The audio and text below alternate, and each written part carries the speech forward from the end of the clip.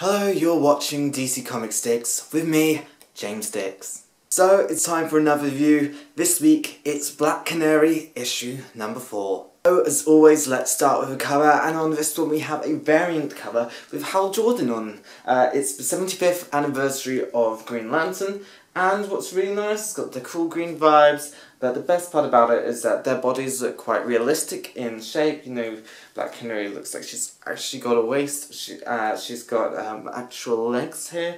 It's pretty impressive for a comic book cover. Well done whoever did this art. My name's in here, I should probably praise them. Oh, let me have a quick look. The cover for the Green Lantern was the Evan Doc Shaner. So, well done you. Special shout out.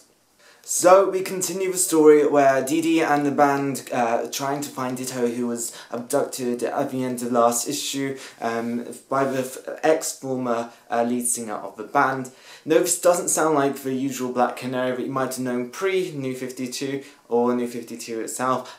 This is a very Batgirled over, if you know what I mean. She got that revamp and Black Canary turned up in there. We've seen a bit of her over in those comics. She's still an action hero, but you know, she's doing a band too. So the art is pretty hip. There's some lovely uses of oranges, yellows and pinks, and the flashback scenes are even more muted than the colours, which have a very gorgeous look about them. The art is something I think really makes this comic book stand out. So this comic book isn't selling very well at the moment. I think it was about 60,000, which is quite low, and it's surprisingly not one that's being cancelled, whereas others are. But it kind of goes to show you that DC do want to make sure that we have female lead comic books, and it's nice of them to do so, making sure there is something for everyone. Okay, so the bad part about this is that Dino doesn't feel in control of this comic. It's not really Black Canary.